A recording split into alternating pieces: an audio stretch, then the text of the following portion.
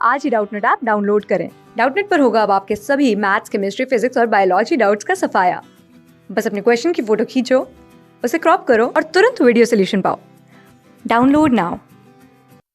Question है what is the order of successive ionization enthalpies.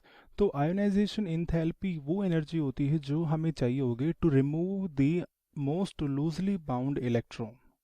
So energy required to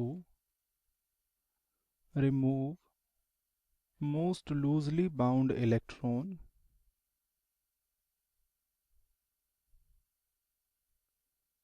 from an atom या from an isolated atom is known as ionization enthalpy या फिर ionization energy। तो इस case में देखो हमारे पास बिल्कुल सबसे पहले एक एटम था, तो इसमें से जो मोस्ट लूजली बाउंड इलेक्ट्रॉन होगा उसको निकालने के लिए जो एनर्जी चाहिए होगी सबसे पहली दैट इज आयोनाइजेशन एनर्जी 1। इसके बाद ये जो ए है वो कन्वर्ट हो जाएगा इनटू ए प्लस।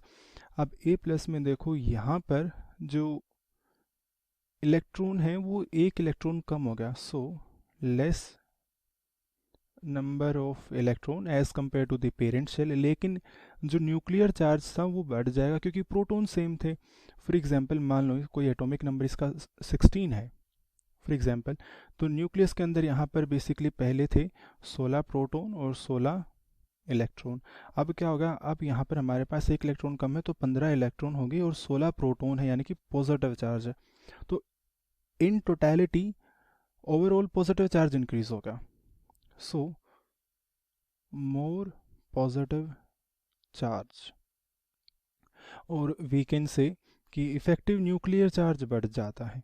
तो इसके बढ़ने के कारण जो न्यूक्लियस होगा, जो बचे हुए इलेक्ट्रॉन हैं उनको और ज़्यादा ताकत से अपनी तरफ अट्रैक्ट करेगा, यानी कि अट्रैक्शन न्यूक्लियस के बीच में बढ़ जाएगी। तो इफेक्टिव न्यूक्लियर चार्ज इंक्रीजेस, यानी कि अब की बार जो हमें इलेक्ट्रॉन निकालना होगा इस एटायन से उसके लिए और ज़्यादा एनर्जी की रिक्वायरमेंट होगी। तो जो आयोनाइजेशन एनर्जी 2 होगी वो ज़्यादा होगी as compare to ionization energy 1। तो अब ये ए प्लस प्लस होगा, यानी कि अब इलेक्ट्रॉन और भी कम हो गए और प्रोटॉन तो थे ही। फॉर एग्जांपल इस एग्जांपल के अकॉर्डिंग अब उसमें 14 इलेक्ट्रॉन रह गए और 16 उसमें प्रोटॉन थे, यानी कि पॉजिटिव चार्ज 16 था। यानी कि इस केस में वी हैव अब तक यहाँ पर हाईएस्ट इफेक्टिव न्यूक्लियर चार्ज है। इसका मतलब इलेक्ट्रॉन और न्यूक्लियस के बीच में जो अट्रैक्शन होगी वो और भी ज़्यादा होगी। अगर अट्रैक्शन और भी ज़्यादा होगी तो यहाँ से जब हम इलेक्ट्रॉन निकालेंगे तो ये कन्वर्ट हो जाएगा ए प्लस प्लस प्लस यानी कि ए 3 प्लस में। तो वो एनर्जी की जो रिक्वायरमेंट होगी वो क्या होगी, आयोनाइजेशन एनर्जी 3। तो ये जो आयोनाइजेशन एनर्जी 3 होगी वो और भी ज़्यादा होगी as compare to ionization energy 2। तो हमेशा जो सक्सेसिव एनर्जी आयोनाइजेशन एनर्जीज होती हैं सक्सेसिव यानी कि एक के बाद एक, जैसे कि IE1 IE2 एंड IE3, ये हमेशा ज़्यादा होगी। तो हर स्टेज पर वो बढ़ती जाएगी क्योंकि आपको हर स्टेज पर एक इलेक्ट्रॉन निकालना है from an already previously positive ion, यानी कि वो पहले ही इलेक्ट्रॉन में उसके पास कम है, आप उससे और इलेक्ट्रॉन निकाल रहे हो तो वो आसानी से नहीं देगा क्योंकि हर स्टेज के बाद इफेक्टिव न्यूक्लियर चार्ज बढ़ जाता है।